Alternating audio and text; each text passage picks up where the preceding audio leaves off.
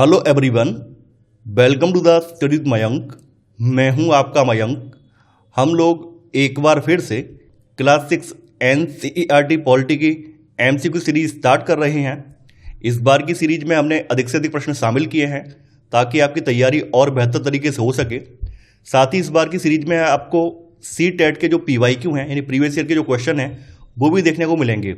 यहाँ पर हमने 2011 से लेकर 2024 के बीच में CTET के एग्जाम में जो भी पॉलिटी के क्वेश्चन पूछे गए हैं वो सभी यहाँ पर रखे हैं। तो आपको इस सीरीज में CTET के प्रश्नों का अभ्यास भी करने को मिलेगा।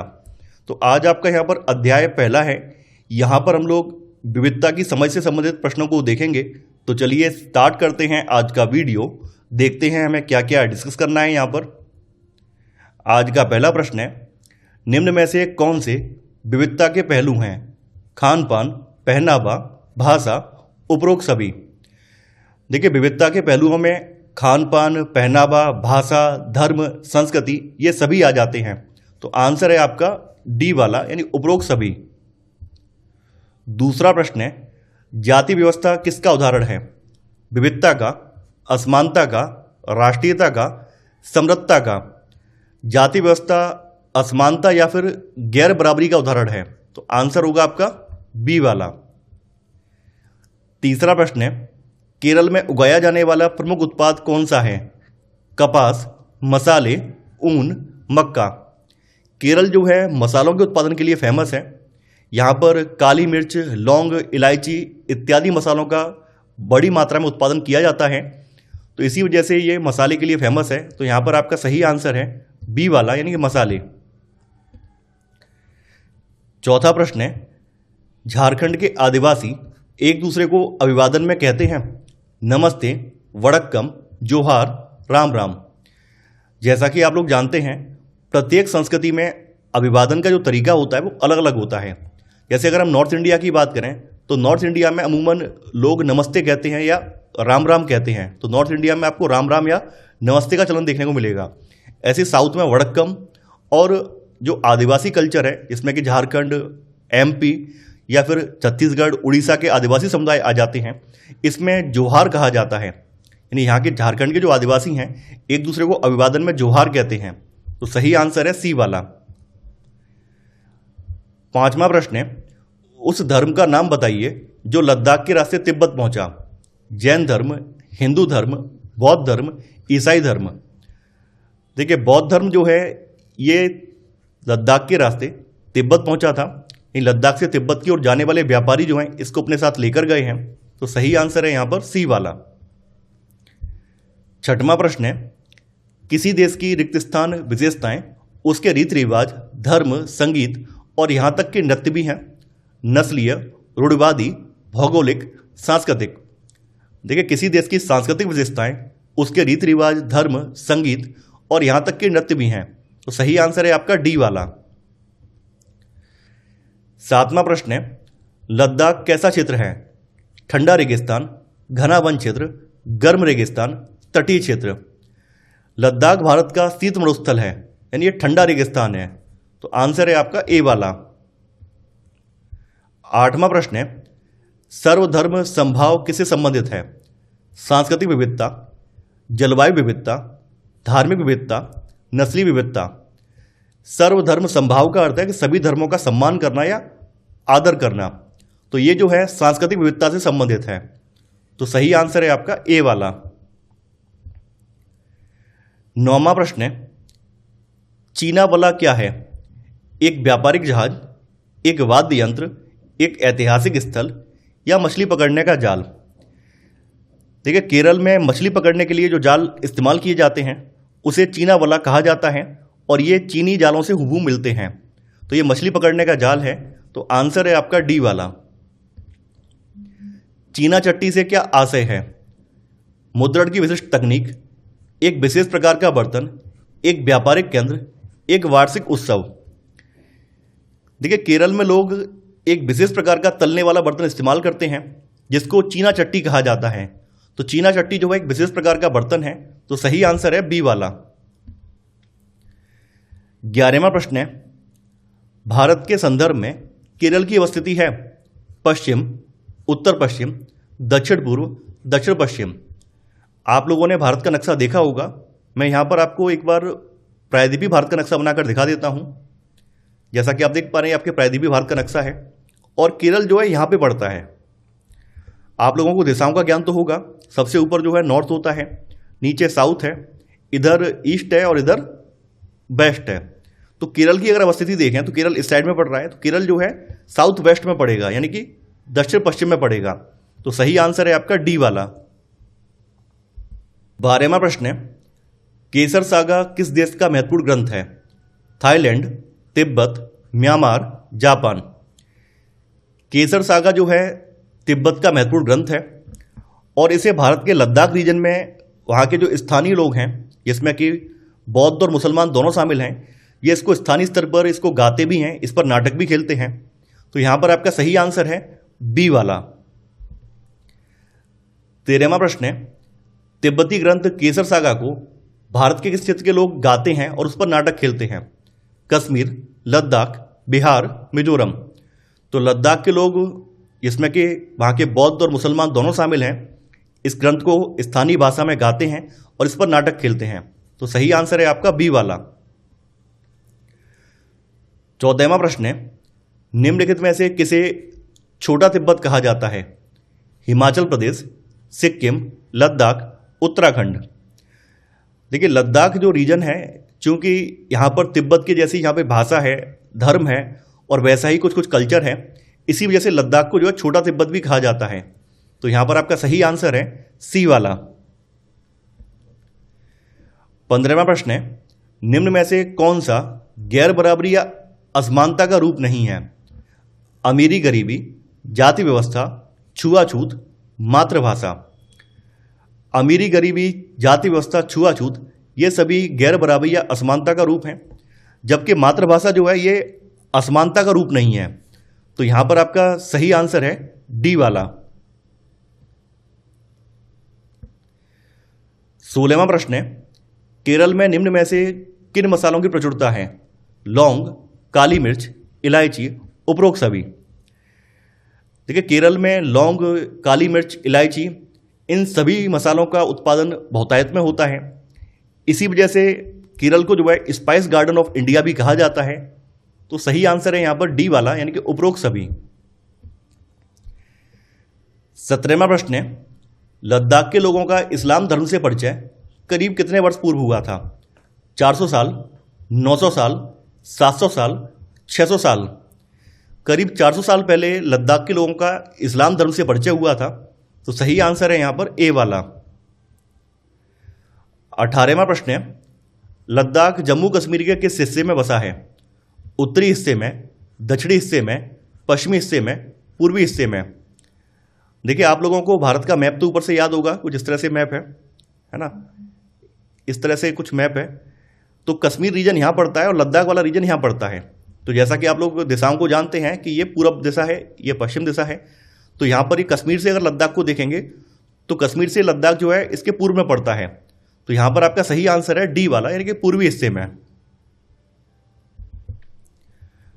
19वां प्रश्न है, भारत की ताकत का स्रोत किसे माना गया है? विविधता या अनेकता को, धर्म को, भाषा को, राज्यों को। भारत की ताकत का स्रोत इसकी विविधता या फिर अनेकता को माना गया है। तो यहां पर आपका सही आंसर है ए वाला।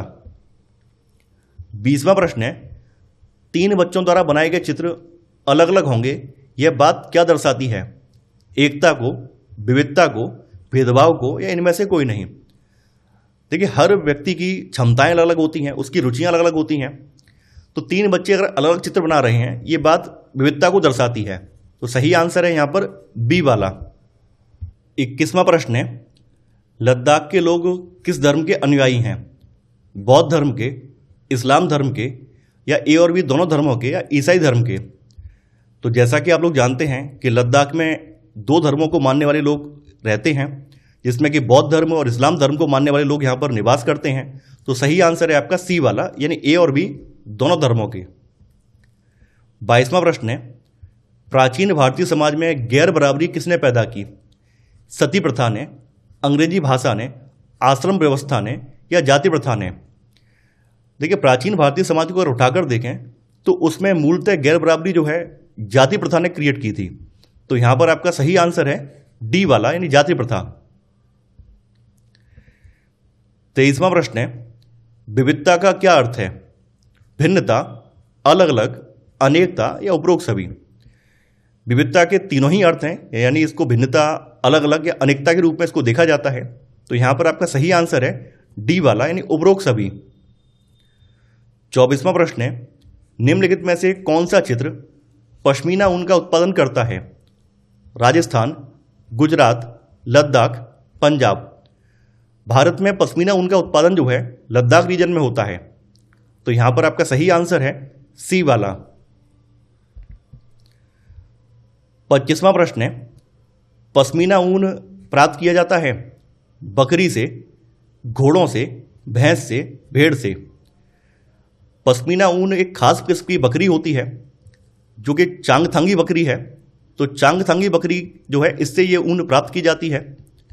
तो यहां पर आपका सही आंसर है ए वाला। 26वां प्रश्न है, पश्मीना शॉल कहां बुनी जाती हैं? उत्तराखंड, राजस्थान, तेलंगाना, कश्मीर। देखिए, लद्दाख के लोग पश्मीना किस्म की जो बकरी है, चांगथांगी जो बकरी, उसको पालते हैं, उसके ऊन को एकत्र करते हैं और कश्मीर के लोगों को बेच देते हैं। तो ऐसे करके जो पश्मीना शॉलें हैं वो कश्मीर में बुनी जाती हैं। तो यहां पर आपका सही आंसर है डी वाला, यानी कश्मीर। 27वां प्रश्न है, भारतीय स्वतंत्रता संग्राम किसका उदाहरण है? विविधता में एकता, विचारों में एकता, विश्वासों में एकता, शक्ति में एकता।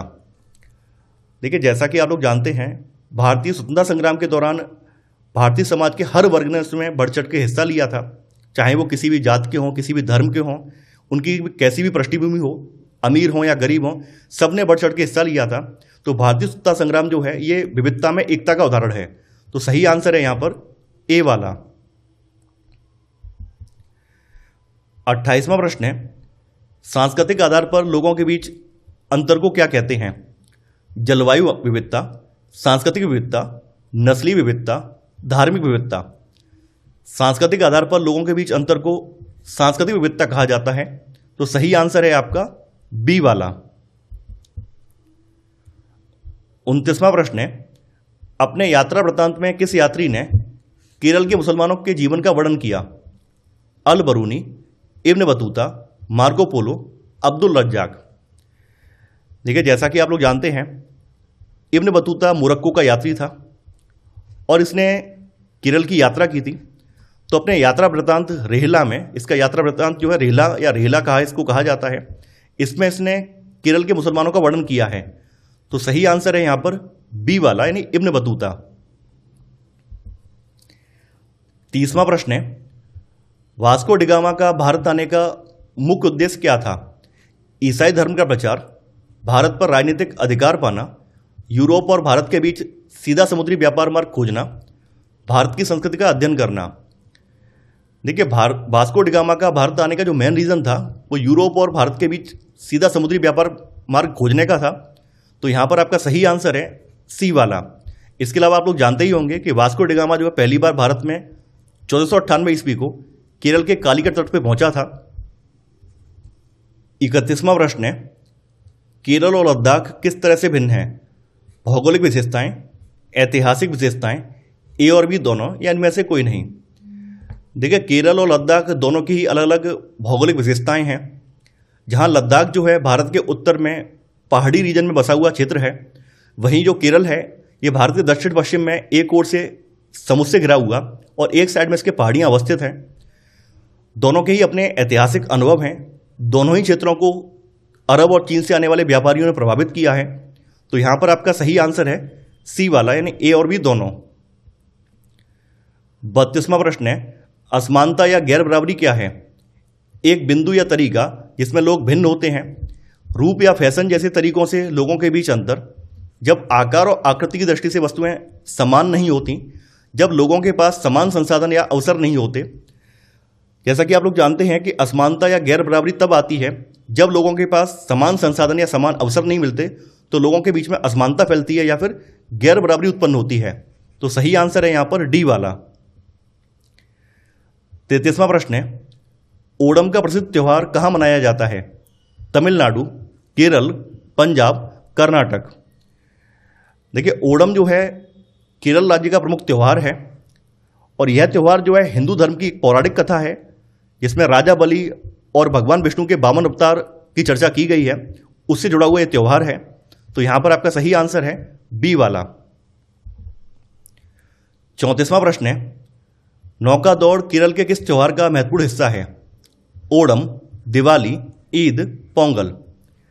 देखिए, नौका दौड़ का आयोजन केरल में ओणम के अवसर पर किया जाता है और नौका दौड़ को यहां पर वल्लम कल्ली या वलम कल्ली भी कहा जाता है।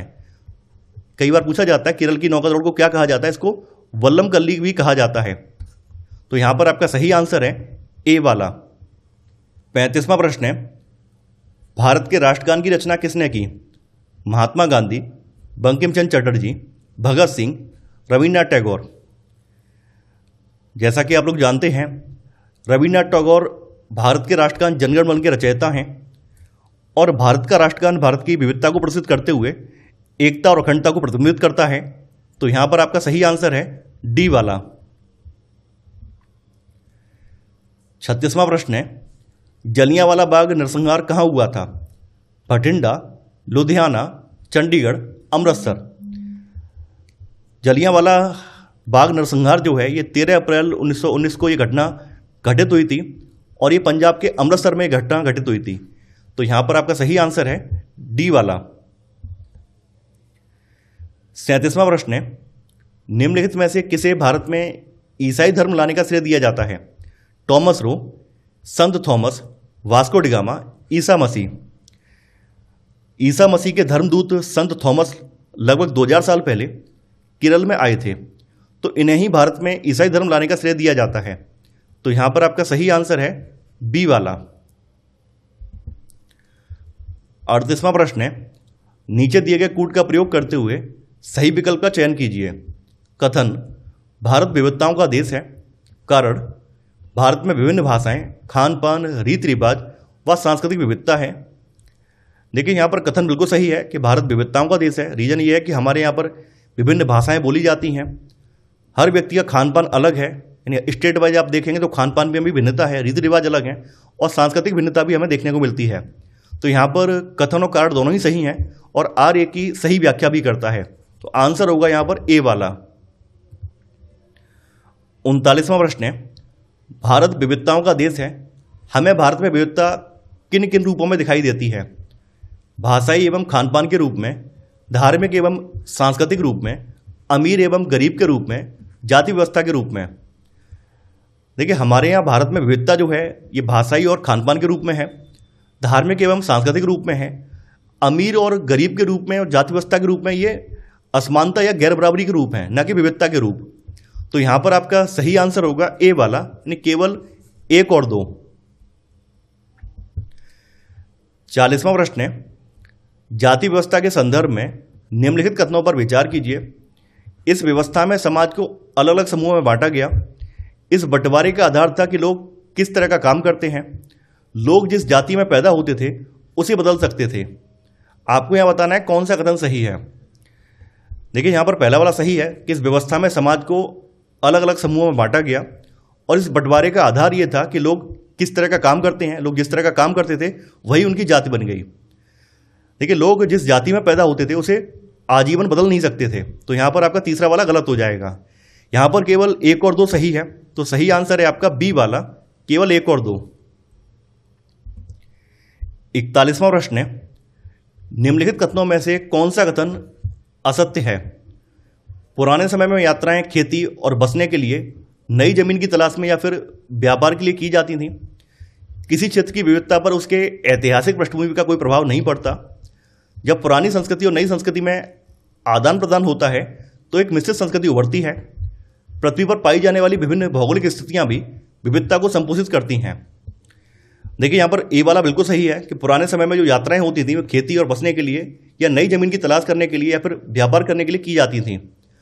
किसी भी क्षेत्र की विविधता पर वहाँ की जो ऐतिहासिक पृष्ठभूमि है या ऐतिहासिक अनुभव है उनका भी प्रभाव पड़ता है। जैसे कि आपने केरल में ही देखा होगा, केरल में कई जो वस्तुएं हैं उनके नाम के आगे चीना लगा हुआ है या चीन लगा हुआ है। तो इसका मतलब ये है कि कभी यहाँ पर चीन के लोग आए थे, तो ऐसे करके यहाँ पर चीनी कल्चर का आदान प्रदान हुआ और उन लोगों ने उन वस्तुओं का नाम अपने यहाँ के स्थानीय उत्पादों से जोड़ लिया, जैसे चीना वाला, चीना चट्टी। तो यहाँ पर आपका बी वाला गलत हो जाएगा। यहाँ पर आपका सी वाला सही है कि जब पुरानी संस्कृति और नई संस्कृति में आदान प्रदान होता है तो एक मिक्स कल्चर उभर कर सामने आता है। पृथ्वी पर पाई जाने वाली जो विभिन्न भौगोलिक स्थितियाँ हैं, इन्होंने भी विविधता को संपोषित किया है। जैसे कि लोगों के खान पान में अंतर आपको देखने को मिलता है, लोगों के पहनावे में अंतर देखने को मिलता है। तो इसके पीछे कहीं ना कहीं भौगोलिक स्थितियाँ जिम्मेदार हैं। आपका यहाँ पर गलत वाला जो आंसर है वो है बी वाला। 42वां प्रश्न है, भारत की भौगोलिक परिस्थिति के संदर्भ में निम्नलिखित कथनों पर विचार कीजिए। केरल व लद्दाख की भौगोलिक स्थितियाँ भिन्न भिन्न हैं। केवल दक्षिण भारत को विभिन्न विदेशी व्यापारियों ने प्रभावित किया। लद्दाख में मसालों की खेती व केरल में ऊन उत्पादन की उपयुक्त परिस्थितियाँ पाई जाती हैं। आपको यहाँ बताना है कौन सा कथन सही नहीं है। देखिए, जैसा कि आप लोग जानते हैं, केरल और लद्दाख की जो भौगोलिक स्थितियाँ हैं ये एक दूसरे से बिल्कुल अलग हैं। हालांकि दोनों क्षेत्रों के जो ऐतिहासिक अनुभव हैं वो एक ही प्रकार के हैं। दोनों ही क्षेत्रों पर सांस्कृतिक प्रभाव आपको देखने को मिलता है। आप लोग जानते हैं कि दोनों ही क्षेत्रों को अरब और चीन से आने वाले व्यापारियों ने प्रभावित किया है। तो यहाँ पर आपका पहला वाला सही है। यहाँ पर आपका सेकंड वाला गलत हो जाएगा। यहाँ पे लिखा है केवल दक्षिण भारत को विभिन्न विदेशी व्यापारियों ने प्रभावित किया, ये गलत है। जो उत्तर भारत वाला रीजन है इसमें भी विदेशी व्यापारी आए हैं, खास करके लद्दाख रीजन में। तो लद्दाख में भी जो मध्य एशिया से आने वाले व्यापारी हैं, यहाँ के जरिए वो चीन तक गए हैं। तो यहाँ पर आपका सेकंड वाला गलत हो जाएगा। थर्ड वाला कथन ये भी गलत है। देखिए, जो भी पैदावार होती है उसके लिए भौगोलिक परिस्थितियाँ जिम्मेदार होती हैं। तो लद्दाख में जो है बकरियाँ पाली जाती हैं और यहाँ पर पश्मीना किस्म की जो ऊन है उसकी पैदावार की जाती है, जबकि केरल में मसालों को उगाने के लिए आदर्श परिस्थितियाँ मौजूद हैं। तो यहाँ पर आपका तीसरा वाला भी गलत हो जाएगा। यहाँ पर पूछा गया है कौन सा सही नहीं है, तो यहाँ पर दूसरा और तीसरा सही नहीं है। तो आंसर होगा आपका बी, केवल 2 और 3 सही नहीं है। 43वां प्रश्न है, भारतीय एकता की अभिव्यक्ति के परिचायक हमारे राष्ट्रीय गान के संदर्भ में निम्नलिखित कथनों पर विचार कीजिए। भारत का राष्ट्रगान मूलतः बंगाली में गुरुदेव रविन्द्रनाथ टैगोर द्वारा लिखा गया था। राष्ट्रगान के गायन की अवधि 52 सेकंड है। सर्वप्रथम 27 दिसंबर 1911 को कांग्रेस के मुंबई अधिवेशन में से गाया गया था। संविधान सभा ने हिंदुस्तान के राष्ट्रगान के रूप में इसे 24 जनवरी 1950 को अपनाया। आपको यहाँ बताना है कौन सा कथन सही है। देखिए, पहला वाला सही है कि भारत का राष्ट्रगान मूलतः बंगाली में गुरुदेव रविन्द्रनाथ टैगोर के द्वारा लिखा गया था और राष्ट्रगान के गायन की जो अवधि है वो 52 सेकंड है। इसे जो है पहली बार 27 दिसंबर 1911 को कांग्रेस के मुंबई अधिवेशन में नहीं बल्कि कांग्रेस का जो कलकत्ता अधिवेशन हुआ था उसमें पहली बार इसको गाया गया था। तो यहाँ पर आपका थर्ड वाला गलत हो जाएगा। संविधान सभा ने हिंदुस्तान के राष्ट्रगान के रूप में इसे जो है 24 जनवरी 1950 को अपनाया है। यहाँ पर आपका 1, 2 और 4 सही है। तो सही आंसर है आपका सी वाला, केवल 1, 2 और 4। 44वां प्रश्न है, भारत के शीत मरुस्थलीय प्रांत लद्दाख से संबंधित निम्नलिखित कथनों पर विचार कीजिए। लद्दाख जम्मू और कश्मीर के पश्चिम में पहाड़ियों में बसा एक रेगिस्तानी इलाका है। इस क्षेत्र में बारिश बिल्कुल नहीं होती और यह वर्ष के काफ़ी लंबे समय तक बर्फ से ढका रहता है। यहाँ के लोग एक खास किस्म की बकरी पालते हैं जिससे पश्मीना ऊन मिलता है। आपको यहाँ बताना है कौन सा सही नहीं है। देखिए, जैसा कि मैंने आपको भी मैप बना के दिखाया था, एक बार मैं फिर से मैप बना दे रहा हूँ कि ये कुछ इस तरह से भारत का ऊपरी हिस्सा बन गया है। इस साइड में पड़ता है कश्मीर और इधर पड़ता है लद्दाख। तो लद्दाख जो है जम्मू कश्मीर के पश्चिम में नहीं है बल्कि ये इसके पूर्व में पड़ता है, यानी ये पूर्व में अवस्थित एक पहाड़ी इलाका है जो कि एक रेगिस्तानी क्षेत्र है। तो यहाँ पर आपका पहला वाला गलत हो जाएगा क्योंकि ये पूर्व में है न कि पश्चिम में। इस क्षेत्र में बारिश बिल्कुल नहीं होती है और चूंकि ये ऊंचाई पर अवस्थित है इसी वजह से ये काफ़ी लंबे समय तक बर्फ से ढका रहता है। तो यहाँ पर सेकंड वाला भी सही है। यहाँ के लोग एक खास किस्म की बकरी चांगथांगी पालते हैं जिससे उन्हें पश्मीना ऊन प्राप्त होता है। तो यहाँ पर आपका सेकंड और थर्ड सही है। चूंकि यहाँ पूछा गया है कौन सा सही नहीं है, केवल पहला वाला सही नहीं है, तो आंसर होगा आपका डी, केवल एक सही नहीं है। 45वां प्रश्न है, लद्दाख के व्यापारिक और धार्मिक इतिहास के संदर्भ में निम्नलिखित कथनों पर विचार कीजिए। लद्दाख के रास्ते ही जैन धर्म तिब्बत पहुंचा। 20वीं सदी की शुरुआत में यहाँ के लोगों का इस्लाम धर्म से परिचय हुआ। तिब्बत का ग्रंथ केसर सागा लद्दाख में काफ़ी प्रचलित है। यहाँ कई घाटियाँ हैं जिनसे होकर मध्य एशिया के काफिले अपने साथ मसाले, कच्चा रेशम, दरियाँ आदि लेकर व्यापार के लिए तिब्बत पहुँचते थे। आपको यहाँ बताना है कौन सा कथन असत्य है। देखिए, लद्दाख के रास्ते ही जैन धर्म नहीं बल्कि बौद्ध धर्म जो है ये तिब्बत पहुंचा है, तो यहाँ पर आपका पहला वाला गलत हो जाएगा। यहाँ के लोगों का इस्लाम धर्म से परिचय जो है करीब 400 साल पहले हुआ है, ना कि इस सदी की स्टार्टिंग में, तो यहाँ पर आपका सेकंड वाला भी गलत हो जाएगा। तिब्बत का ग्रंथ केसर सागा यहाँ पे काफ़ी ज़्यादा प्रचलित है, जिसे यहाँ के स्थानीय लोग, जिसमें कि बौद्ध और मुस्लिम दोनों ही शामिल हैं, इसको गाते भी हैं और इस पर नाटक भी खेलते हैं। तो यहाँ पर आपका थर्ड वाला सही है। यहाँ पर कई घाटियाँ हैं जिनसे होकर मध्य एशिया के काफिले अपने साथ मसाले, कच्चा रेशम, दरिया आदि लेकर ये व्यापार के लिए तिब्बत पहुँचते थे। तो ये चौथा वाला भी सही है। चूंकि यहाँ पूछा गया है कौन सा गलत है, तो केवल 1 और 2 गलत है, तो आंसर है आपका ए, केवल 1 और 2 असत्य है। 46वां प्रश्न है, लद्दाख के संदर्भ में निम्नलिखित कथनों पर विचार कीजिए। यह मरुस्थलीय क्षेत्र है, यह अधिक समय तक बर्फ से ढका रहता है, यह अत्यधिक कृषि होती है, इस क्षेत्र में जैव विविधता सघन है। आपको नीचे दिए गए विकल्पों में से सही विकल्प का चयन करना है। देखिए पहला वाला बिल्कुल सही है कि यह क्षेत्र जो है मरुस्थलीय क्षेत्र है और ऊंचाई पर होने की वजह से काफ़ी लंबे समय तक ये बर्फ से ढका रहता है, इसलिए लद्दाख जो है भारत का शीत मरुस्थल है। चूंकि ये मरुस्थलीय क्षेत्र है, लंबे समय तक बर्फ से ढका रहता है, तो यहाँ पर कृषि नहीं होती है, कृषि बिल्कुल नहीं होती है, तो तीसरा वाला गलत है। चूंकि यहाँ पर जब जैव कृषि नहीं हो रही है, वन वगैरह नहीं है, तो यहाँ पर जैव विविधता बहुत सघन नहीं है, जैव विविधता बहुत कम मिलती है, तो यहाँ पर आपका चौथा वाला भी गलत हो जाएगा। आपको यहाँ बताना है कौन सा सही है, तो यहाँ पर 1 और 2 सही है, तो आंसर होगा आपका सी, केवल 1 और 2। 47वां प्रश्न है, केरल के संदर्भ में नीचे दिए गए कथनों पर विचार कीजिए। भारत में ईसाई धर्म की शुरुआत केरल में हुई थी।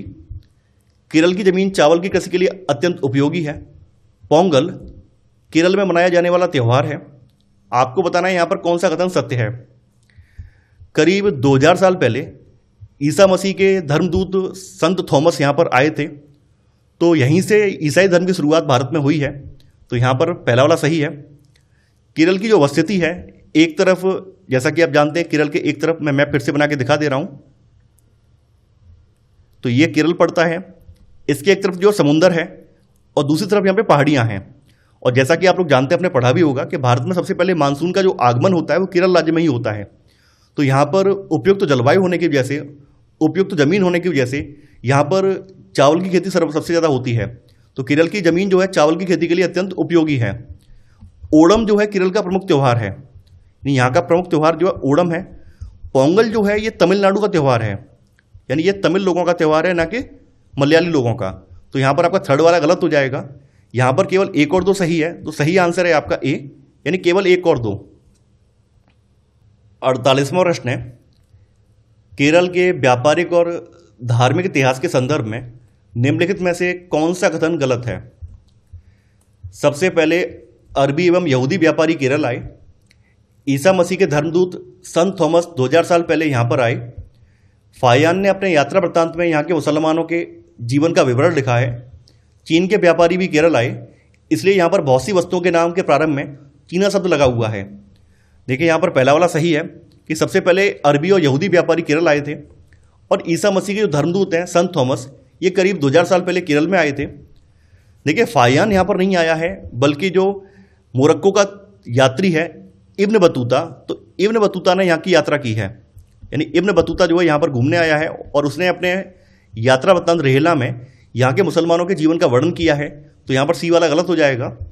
चीन के व्यापारी भी केरल आए थे, इसलिए यहाँ की बहुत सी चीज़ों के नाम चीना से प्रारंभ होते हैं। तो यहाँ पर आपका गलत वाला जो आंसर है वो है सी वाला। 49वां प्रश्न है, भारत के मसाला उद्यान के रूप में प्रसिद्ध केरल राज्य के बारे में कौन सा कथन सत्य है। केरल भारत के दक्षिण पूर्वी कोने में बसा हुआ राज्य है। यह एक तरफ से समुद्र से और दूसरी तरफ से पहाड़ियों से घिरा हुआ है। यहाँ की विंध्याचल पहाड़ियों पर विविध प्रकार के मसाले जैसे कि काली मिर्च, लौंग, इलायची आदि उगाई जाती हैं।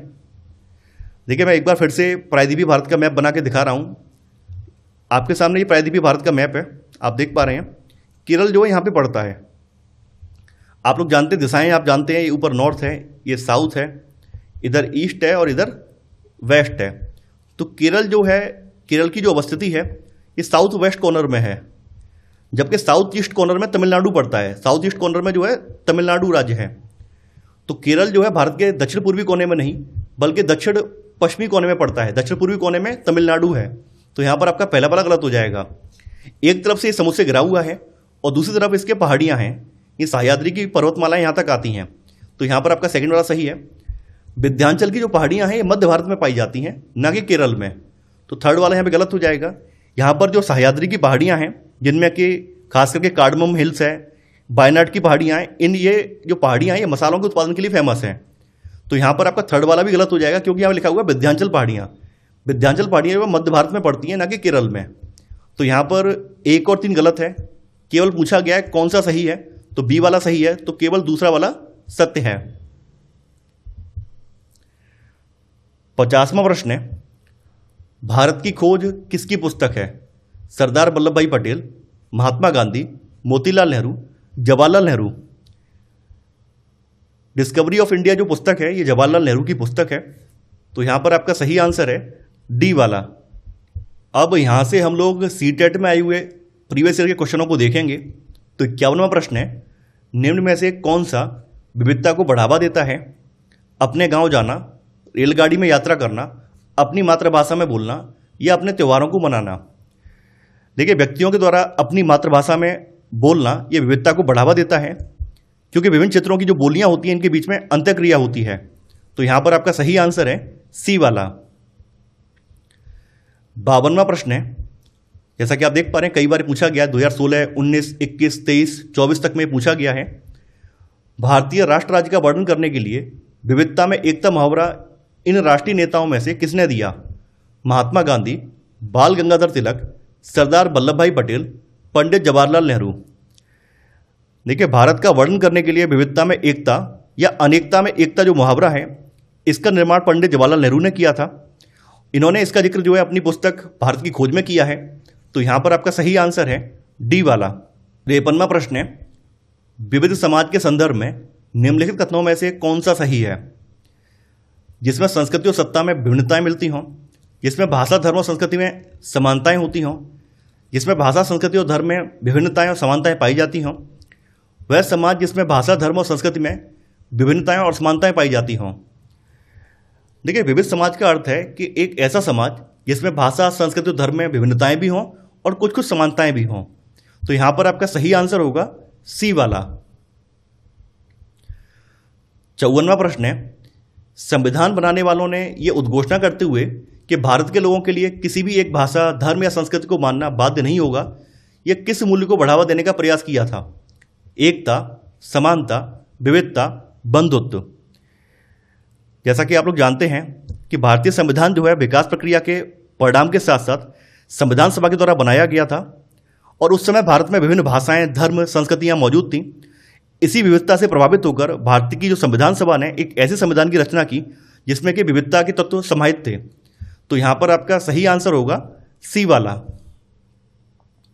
55वां प्रश्न है, विभिन्न समुदायों के लोग विभिन्न प्रकार से एक दूसरे का अभिवादन करते हैं। यह चिन्ह है समाजवाद का, धर्मनिरपेक्षवाद का, विविधता का, सामाजिक न्याय का। देखिए, लोग जो हैं अपने अपने कल्चर में अपने अपने तरीके से अभिवादन करते हैं। जैसे नॉर्थ इंडिया में राम राम या नमस्ते का चलन है, साउथ में वड़क्कम कहा जाता है। ऐसे ही मध्य भारत के जो आदिवासी समुदाय हैं उनमें जोहार का चलन है। तो ये विविधता को दर्शाता है। तो यहां पर आपका सही आंसर है सी वाला। 56वां प्रश्न है, सांस्कृतिक विविधता के प्रति आदर रखते हुए इनमें से कौन सा कथन उचित है?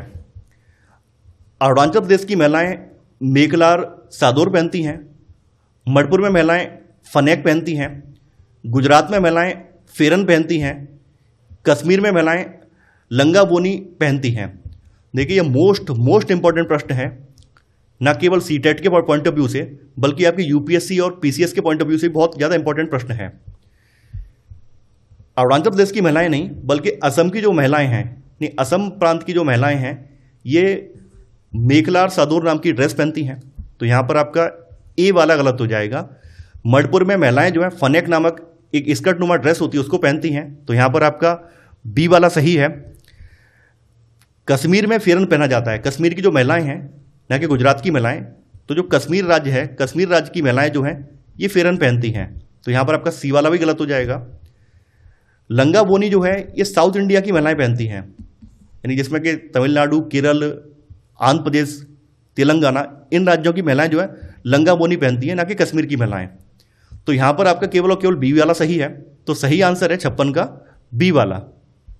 57वां प्रश्न है, विविधता के संदर्भ में इन वक्तव्यों पर विचार करें। विविधता भारत की शक्ति का एक स्रोत है।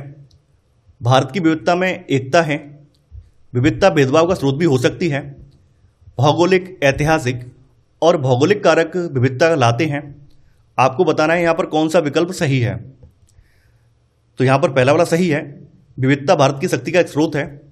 भारत की विविधता में एकता है, यानी यहाँ पर विविध प्रकार के लोग निवास करते हैं जिनके धर्म, भाषा, रीति रिवाज, कल्चर अलग अलग हैं, फिर भी उनमें विविधता होते हुए भी एकता है।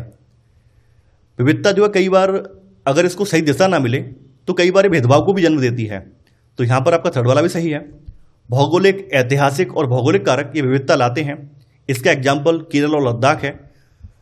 तो यहाँ पर आपके सभी के सभी विकल्प सही हैं, तो आंसर होगा आपका ए वाला, यानी 1, 2, 3 और 4। 58वां प्रश्न है, किसी क्षेत्र की विविधता को ऐतिहासिक और भौगोलिक कारक प्रभावित करते हैं। इस कथन के संदर्भ में निम्न में से कौन सा युग्म असंगत है? जोधपुर और जैसलमेर, ग्वालियर और झांसी, लाहौल और लखनऊ, दार्जिलिंग और कालीपोंग। यानी हमें यहाँ पर एक ऐसा युग्म चुनना है जिसके ऐतिहासिक और भौगोलिक कारकों में भिन्नता विद्यमान हो। तो जोधपुर और जैसलमेर की बात करें तो भौगोलिक दृष्टि से अगर इन्हें देखें तो दोनों ही क्षेत्र जो है राजस्थान राज्य में अवस्थित हैं और इनके ऐतिहासिक अनुभव भी मिले जुले ही हैं। ग्वालियर और झांसी की बात करें तो दोनों जो क्षेत्र हैं एक दूसरे से जुड़े हुए हैं, एक दूसरे के साथ सीमा साझा करते हैं और दोनों के ऐतिहासिक अनुभव लगभग एक जैसे हैं। दार्जिलिंग और कालीपोंग की बात करें तो जैसा कि आप लोग जानते हैं कि दार्जिलिंग जो है ये पश्चिम बंगाल रीजन में पड़ता है, वेस्ट बंगाल में आता है, वेस्ट बंगाल का पहाड़ी इलाका है। कालीपोंग रीजन जो है पश्चिम बंगाल के दार्जिलिंग रीजन के बगल में पड़ता है और इसका कुछ हिस्सा जो है सिक्किम में पड़ता है। तो यहाँ पर जो दार्जिलिंग और कालीपोंग है इनके जो भौगोलिक कारक हैं लगभग एक जैसे हैं। वहीं लाहौल और लखनऊ की बात करें तो इनके ऐतिहासिक और भौगोलिक कारक जो हैं भिन्न भिन्न हैं।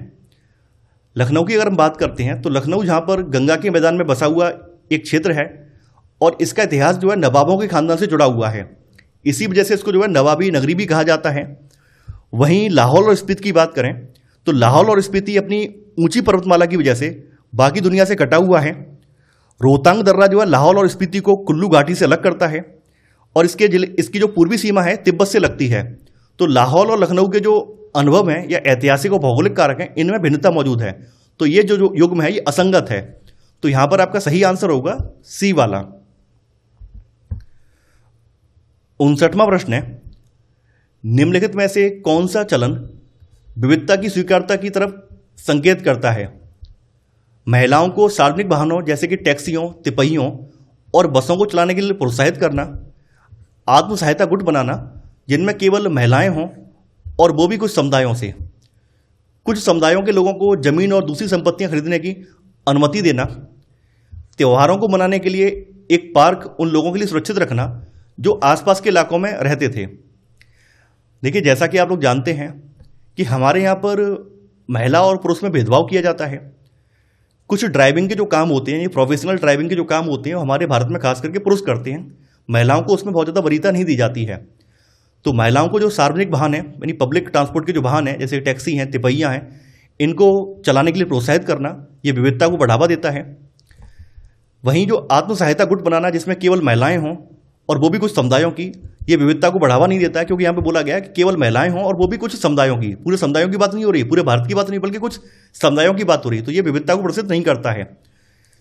देखिए, इसमें भी कुछ समुदाय लिखा हुआ है। कुछ समुदाय का मतलब क्या है कि इसमें सभी शामिल नहीं है, बल्कि कुछ समुदाय शामिल है। तो ये विविधता को दर्शाता नहीं है। चौथा वाला यहाँ सही है, त्योहारों को मनाने के लिए एक पार्क उन लोगों के लिए सुरक्षित रखना है जो आसपास के इलाकों में रहते हैं। तो आसपास के इलाकों में रहने वाले लोग विविध धर्मों को मानने वाले लोग हैं, उनकी परंपराएं अलग अलग हैं, उनके कल्चर अलग अलग हैं। तो यहाँ पर कथन 1 और 4 जो है ये विविधता की स्वीकार्यता को दर्शाता है। तो यहाँ पर आपका सही आंसर है डी वाला, यानी 1 और 4। 60वां प्रश्न है, निम्नलिखित कथनों को पढ़िए तथा सही विकल्प का चयन कीजिए। भारत में यथेष्ट या फिर बहुत सामाजिक सांस्कृतिक विविधता है। कथन बी, विविधता अनिवार्य रूप से समान अवसर की ओर प्रेरित करती है। आपको यहाँ पर सही विकल्प का चयन करना है। जैसा कि आप लोग जानते हैं कि भारत में बहुत ज़्यादा सामाजिक सांस्कृतिक विविधता मौजूद है। यानी हमारे यहाँ पर धर्म में, भाषा में, लोगों के रहन सहन में, खान पान में आपको विविधता देखने को मिलेगी। लेकिन विविधता अनिवार्य रूप से समान अवसर की ओर अग्रसर करेगी, ये जरूरी नहीं है। अगर इसको सही अवसर ना मिले, सही दिशा ना मिले, तो कई बार ये भेदभाव का रूप ले लेती है। तो यहाँ पर कथन ए तो सही है, लेकिन कथन बी गलत है। तो यहाँ पर आपका आंसर होगा सी वाला, यानी ए सही है लेकिन बी कथन गलत है। 61वां प्रश्न है, निम्नलिखित में से कौन से कृत्य हैं जो विविधता की स्वीकार्यता को प्रसिद्ध करते हैं? भारतीय संविधान की 8वीं सूची में और अधिक भाषाओं को सम्मिलित किया गया, समुदाय विशेष के व्यापारियों द्वारा चलाए जाने वाले शॉपिंग कॉम्प्लेक्सों का निर्माण, विभिन्न सामाजिक वर्गों के बच्चों को स्कूल में दाखिला देना। देखिए, विविधता वहां पर होगी जहां पर विविध समुदाय के लोग मौजूद होंगे। तो जैसा कि आप लोग जानते हैं, आपने पॉलिटी को पढ़ा भी होगा कि संविधान की 8वीं सूची में शुरुआत में कुछ भाषाएं शामिल थी, लेकिन बाद में फिर धीरे धीरे करके संविधान संशोधन हुए तो उसमें और भाषाएं भी ऐड होती गईं। तो वर्तमान में करीब 22 भाषाएं इसमें ऐड हैं। संविधान की 8वीं सूची में 22 भाषाएं ऐड की गई हैं। तो यहां पर आपका ए वाला सही है कि भारतीय संविधान की 8वीं सूची में और अधिक भाषाओं को सम्मिलित किया गया है। अब देखिए, चूंकि यह समुदाय विशेष की बात हो रही है, समुदाय विशेष का मतलब कुछ समुदाय विशेष के व्यापारियों के द्वारा जो दुकानें हैं या कॉम्प्लेक्स है उनका निर्माण किया जा रहा है, तो इसमें विविधता नहीं है क्योंकि यहाँ पे कुछ लोग आ गए, कुछ समुदाय आ गए। तो यहाँ पर आपका सेकंड वाला गलत हो जाएगा। थर्ड वाला सही है, विभिन्न सामाजिक वर्गों के बच्चों को स्कूल में दाखिला दिलाना, तो यहाँ पर भी विविधता देखने को मिलती है। तो यहाँ पर आपका 1 और 3 सही है, तो सही आंसर होगा आपका सी वाला, यानी 1 और 3। 62वां प्रश्न है, अगर एक स्कूल त्योहार मनाता है तो निम्नलिखित में से कौन सी परिस्थिति विविधता के जश्न को दर्शाती है? हरियाणा के स्कूल में रक्षाबंधन, मध्य प्रदेश के स्कूल में ओणम, तमिलनाडु के स्कूल में पोंगल, उत्तर प्रदेश के स्कूल में होली। देखिए, जैसा कि आप लोग जानते हैं, कुछ त्यौहार तो उनके राज्यों में स्वाभाविक रूप से मनाए जाते हैं। जैसे नॉर्थ इंडिया में रक्षाबंधन का जोर शोर से चलन है, तो हरियाणा के स्कूल में रक्षाबंधन मनाया जाना कोई बहुत बड़ी बात नहीं है। पोंगल जो है तमिलनाडु का एक प्रमुख त्यौहार है, तो वहाँ पे पोंगल का मनाया जाना बहुत बड़ी बात नहीं है क्योंकि वहाँ कॉमन त्यौहार है। होली नॉर्थ इंडिया में, खास करके यूपी में काफ़ी ज़्यादा फेमस है। जबकि ओणम का त्यौहार जो है केरल राज्य से जुड़ा हुआ है, यह केवल केरल राज्य में ही मनाया जाता है। अगर मध्य प्रदेश के स्कूल में ओणम मनाया जाता है तो ये परिस्थिति जो है विविधता के जश्न को दर्शाती है। तो यहां पर आपका बी वाला सही है। 63वां प्रश्न है, निम्नलिखित में से कौन से कारक क्षेत्र की विविधता पर असर या प्रभाव डालते हैं? भिन्न खान पान और कपड़ों की आदतें, समान धर्मों का पालन, लोगों द्वारा अलग अलग तरह की भौगोलिक स्थितियों में सामंजस्य बैठाना। आपको यहां पर सही विकल्पों का चयन करना है। देखिए, भिन्न खान पान और कपड़ों की आदतें ये विविधता पर असर या प्रभाव डालते हैं। समान धर्मों का पालन होगा तो लोगों के बीच में एक रूपता होगी, तो ऐसे में विविधता पे कोई असर या प्रभाव नहीं पड़ेगा। तो सेकंड वाला यहां पर निकल जाएगा, ये गलत हो जाएगा। यहां पर आपका तीसरा वाला सही है कि लोगों के द्वारा अलग अलग तरह की भौगोलिक स्थितियों में सामंजस्य बिठाना, यह भी विविधता पर असर या प्रभाव डालता है। तो यहां पर आपका 1 और 3 सही है, तो आंसर होगा आपका डी वाला, यानी 1 और 3। 64वां प्रश्न है, निम्नलिखित में से क्या समानता के साथ विविधता का एक उदाहरण होगा? समीर को रंग भरना और मेहर को चित्र बनाना पसंद है। समीर स्कूल जाता है और मेहर अखबार बेचता है। समीर को दीपावली पर नए कपड़े मिले और मेहर ने पुराने कपड़े पहने। समीर एक फ्लैट में और मेहर एक झोपड़ी में रहता है। देखिए, विकल्प ए जो है ये दोनों की अभिरुचियों को दर्शाता है। यहाँ पर समीर को रंग भरना पसंद है और मेहर को चित्र बनाना पसंद है, तो यहाँ पर समानता के साथ साथ विविधता भी है। दोनों की अपनी अपनी अभिरुचियां हैं और दोनों उसका सम्मान करते हैं, दोनों उसके अनुसार कार्य कर रहे हैं। बाद बाकी जो तीनों विकल्प हैं बी सी डी, ये गैर बराबरी या असमानता को दर्शाते हैं। तो यहाँ पर केवल ए वाला सही है, तो सही आंसर है आपका ए वाला। 65वां प्रश्न है, जवाहरलाल नेहरू ने निम्नलिखित शब्दों का प्रयोग भारत के किस पहलू का विवरण करने के लिए किया था? विश्वास और प्रथाओं को स्वीकार करने की भावना और विविधता की पहचान और प्रोत्साहन, अनेकता में एकता, प्राचीन सभ्यता, सांस्कृतिक धरोहर, आध्यात्मिक जीवन। देखिए, इन्होंने इसका विवरण जो है, इसका जो इस पहलू का जो वर्णन जो किया है, ये अपनी पुस्तक डिस्कवरी ऑफ इंडिया में अनेकता में एकता को दर्शाने के लिए किया था। तो यहां पर आपका सही आंसर है ए वाला।